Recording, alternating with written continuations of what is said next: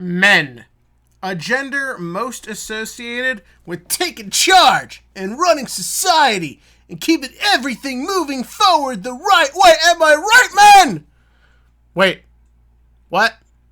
I'm being told society is collapsing.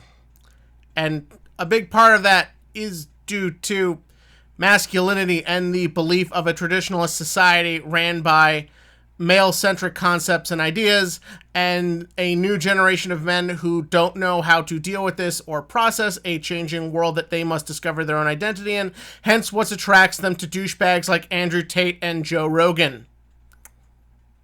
Okay then, this put a damper on this video.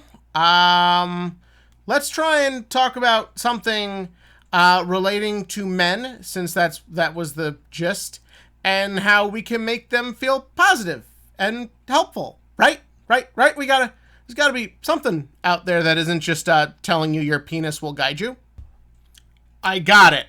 Windbreaker just happens to be in the title of this video, so let's talk about that. Yeah, that makes sense. So, for those of you who don't know, Windbreaker is a 2025 and 2024 action anime that follows basically a high school gang as they deal with high school gang problems.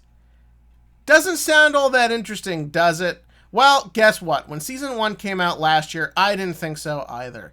For those of you who may not know, gang culture anime, or at least like Japanese delinquent style, used to be a really big genre over there. You had tons of various live-action movies and anime depicting a romanticized idea of punk teenagers who get into fistfights, do all the like dumb punk teen shit, and somehow everyone is better for it.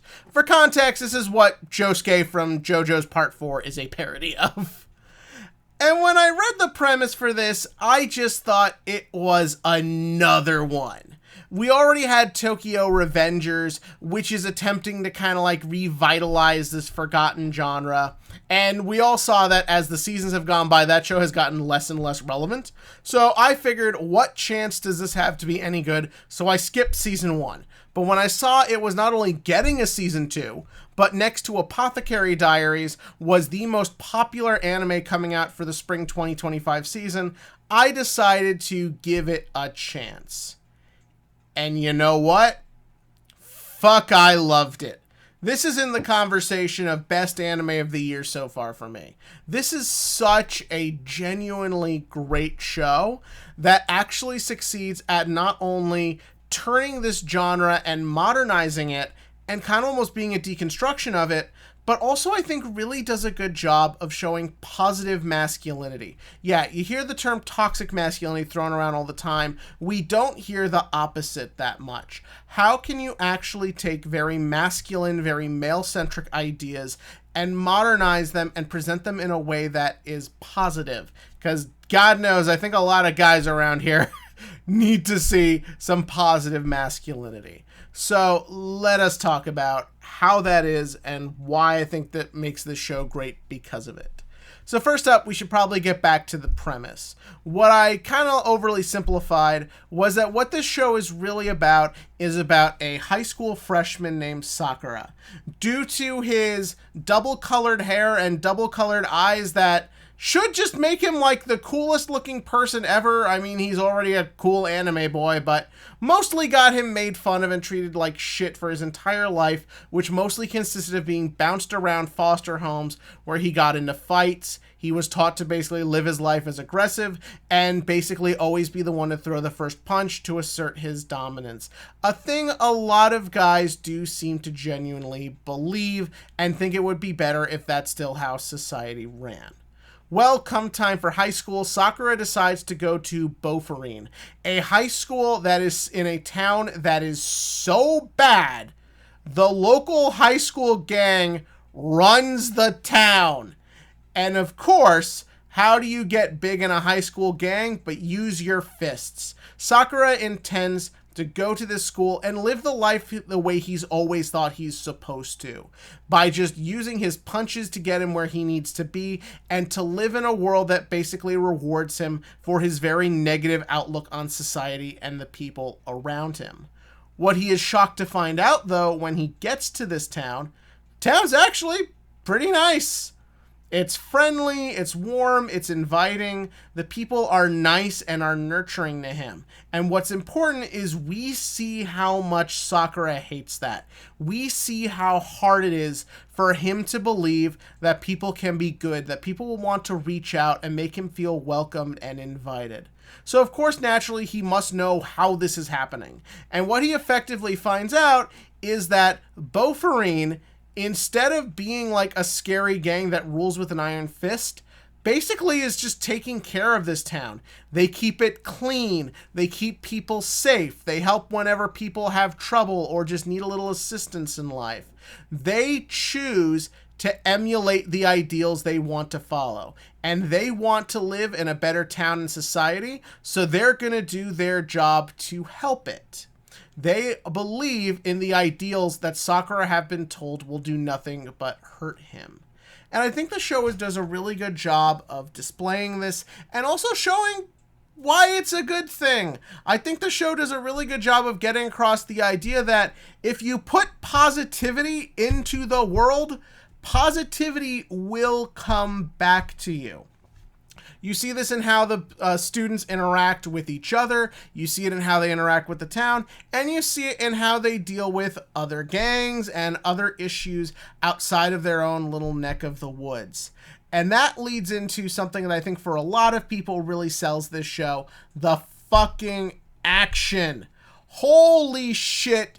This show looks incredible. Whenever a fight happens, so much detail is put into making you feel every hit, to experience every knock to the ground, and cheer whenever someone finds their way back up. So much detail has been put into not necessarily making this feel like just run-of-the-mill shown in street action, but this feels like genuine violence. There is blood, there is injury, and you see the after effects and how people have to kind of like deal with that. And I think that's such a strong element. But from there, we see that action and violence should be a method to simply get you to a point to where you can talk to somebody. Every problem in this show, once the fists are done, have to be resolved with communication and finding common ground. That idea that after the tough part is over, you must learn to look at your enemy and see a fellow human being, someone who has wants and needs and whose behavior makes sense to them. And the way you fix things is when you ultimately get on their level and learn to find that common ground. Again, these are things that I think so many people need to see these days, and this show is fearless in how it presents that. It's not afraid to spend a lot of time on talking. It is not afraid to have lots of emotions. It is not afraid to show what characters are going through. Also, characters are great in this show. Sakura's a really great protagonist. I like the fact that in a world where it feels like main characters have to be perfect and have no flaws, you do have this really flawed, kind of douchey guy who's basically learning to become a better person and getting better with each and every arc. The side characters are also really good. You have the standard wimpy but lovable best friend. The leader of the gang is shown to be tough but nurturing, which makes for a nice combination. Though I think my favorite character has to be Hayato. This dude is just so cool. He really radiates awesomeness, and I love the quirky, wacky personality with him. Not quite sure how much we're going to end up learning about him, but even if we never learn a damn thing, I still fucking love this guy. And that's really how I would just sum up this show. It's an easy show to just love, between great characters who are learning to work through their flaws and grow with each other, to that incredible violence. It's a genuinely great anime, and definitely on the favorites of the year list. As far as problems go, I know I just talked about how great it is to hear men talk about their emotions, but I do think sometimes this show can be very cheesy. Like, there is a corniness that I think you kind of just need to be on board with when it starts. I was for the most part, but I'd be lying if I said sometimes those scenes couldn't go on a little too long and get a little Full House levels of on-the-nose corniness, but I do really like them a lot. My other kind of like gripe is I don't really care about the high school gang politics. There's not a ton in here, but whenever it happens and we get these overly long explanation about different gang subsects and leaders and their lieutenants and all this stuff, I mentally check out and the show feels like it grinds to a halt. And when they do go on, they go on for a long time. But other than that, I think Windbreakers is a genuinely well-made show that I think is really trying to promote ideas that men can be better. Not everything has to go back to old ideas of violence and superiority because that's what the world told you yesterday. Just because yesterday the world told you be aggressive, be mean, be angry, doesn't mean you can't start learning to be better today to make your tomorrow better. And that is why I think Windbreakers is a genuinely incredible anime.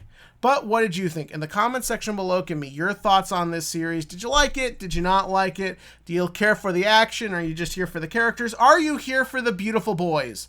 Because I've definitely seen there's a lot of that, in which case I can't argue with that much. But yeah, give me that thoughts in the comment section below. And as always, click to like, click to subscribe, and join me for more anime discussion as we go through everything as it wraps up.